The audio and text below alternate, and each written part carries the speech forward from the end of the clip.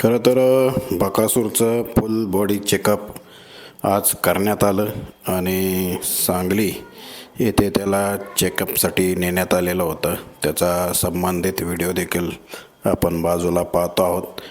आणि बऱ्याच दिवसांपासून गुलालाचा चालू असणारा संघर्ष आणि तो नेमका कशामुळं ते सगळं आता आपल्याला कालांतरानं कळेलच. पण त्याचं बॉडी चेकअप करण्यात आलेलं आहे आणि चांगली गोष्ट आहे, कारण योग्य पद्धतीने आता ते आपल्या सर्वांना कळेल की नेमका प्रॉब्लेम काय होता आणि त्यानुसार त्याच्यावरती इलाज देखील करण्यात येईल.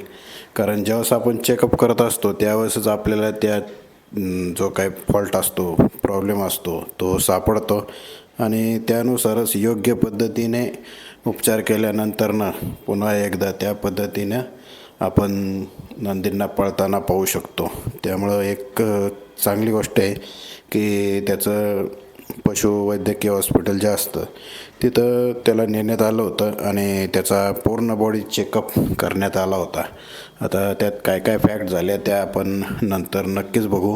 पण चांगली गोष्ट हीच आहे की वेळेत त्याचं आपण चेकअप करताना पाहिलेलं आहे. त्यामुळं येत्या काळात काही दिवसांचा आराम आणि पुढील सर्व काळजी घेतल्यानंतरनं आपल्याला पुन्हा एकदा त्याच जोशामध्ये आपला सर्वांचा लाडका बैलगाडा शर्यत क्षेत्रातील देव द्वादशम हिंद केसरी बकासूर मैदानं गाजवताना दिसेल, नवीन रेकॉर्ड रचताना दिसेल.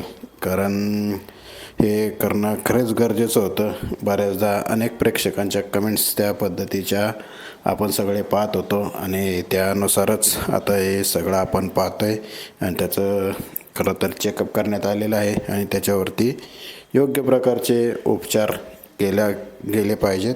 आणि